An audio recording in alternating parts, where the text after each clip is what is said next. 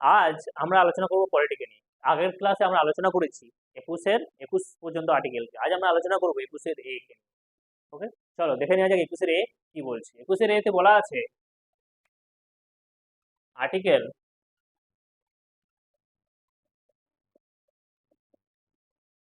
21 এ, মানে কি এখানে কি আছে? 21 এতে কি বলা আছে? শিক্ষার অধিকার। কি আছে? শিক্ষার অধিকারের সময় চর্চা, শিক্ষার অধিকার। অর্থাৎ এখানে কি বলা হয়েছে? শিক্ষার অধিকার দেওয়া যাবে। এখানে বলা হয়েছে 6 থেকে 14 বছর বয়সী শিশুদের, 14 বছর বয়সী শিশুদের কি দিতে হবে? শিশুদের শিক্ষা দেবে কে? শিক্ষা দেবে কে?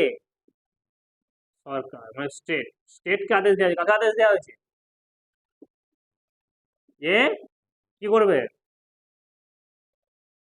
মানে কি বিনা খরচায়, মানে কি সরকারি খরচায়, বিনা খরচায় মানে সরকারি খরচায়।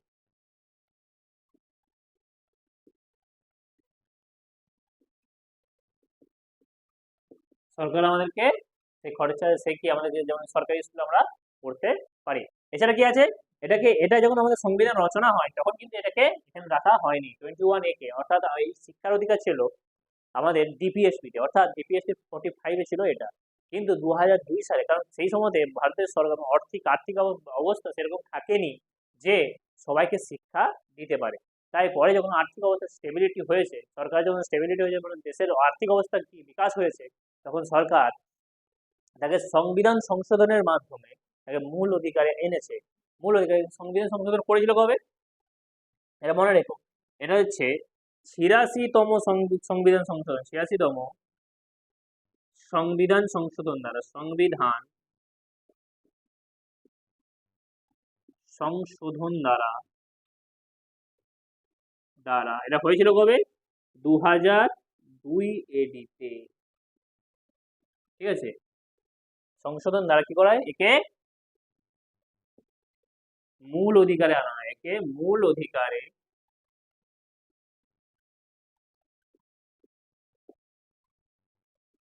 আনা হয়। ক্লিয়ার?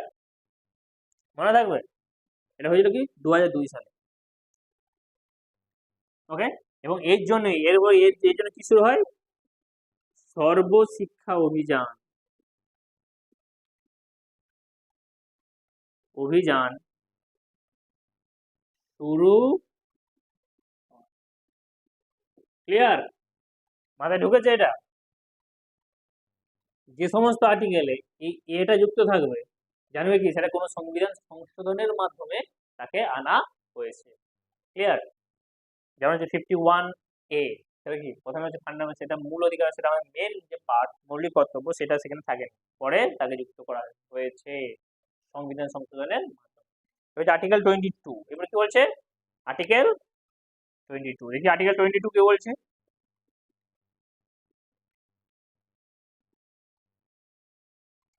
আর্টিকেল 22 বলছে গ্রেপ্তারি থেকে সংরক্ষণের কথা। গ্রেপ্তারি থেকে সংরক্ষণ। সংরক্ষণ মানে কি? যে দোষ করেছে তাকে গ্রেপ্তার থেকে সংরক্ষণ। যদি কোনো ব্যক্তিকে গ্রেপ্তার করে নেওয়া থাকে, তাকে কি করে তাকে ছাড়ানো যায়, বা কতদিন তাকে, যদি কেউ যদি দোষ না করে তাকে গ্রেপ্তারও যেন করতে কেউ না পারে, সেই ব্যবস্থা করা বলা হয়। গ্রেপ্তার কি করা হয়? এখানে মেনলি এটা করে বের হয় দু টাইপের। এটা কি দণ্ডাত্মক নিরোধ, এটা কি দণ্ডাত্মক, আর হচ্ছে নিবারক নিরোধ। নিরোধ,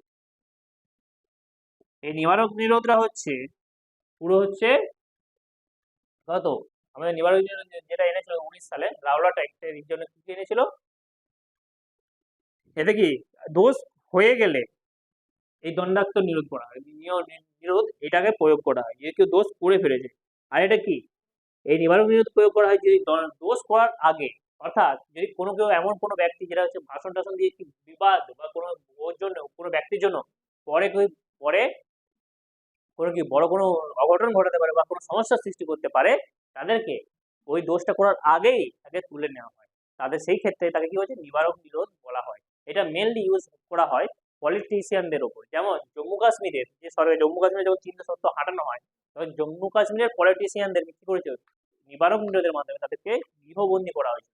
এটা মেনলি ব্যক্তিদেরকে কি করে গৃহবন্দী করে, জেলে বন্দী করে না, মেনলি কি করে গৃহবন্দী করে দেয়।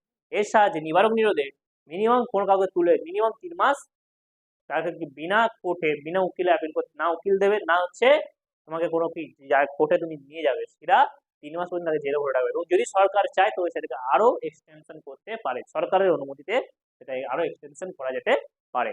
ক্লিয়ার? আশা করি বুঝতে পেরেছো। এর পরের আর্টিকেল আমরা 23 এবং পরের যে আর্টিকেলগুলো আছে 23-24 এগুলো আমরা নেক্সট ক্লাসে আলোচনা করব। যদি ভিডিওটি ভালো লাগে তাহলে ভিডিওটিকে লাইক কমেন্ট ও শেয়ার করুন ও যদি এরকম আরো ভিডিও পেতে চ্যানেলটিকে সাবস্ক্রাইব করুন। নমস্কার।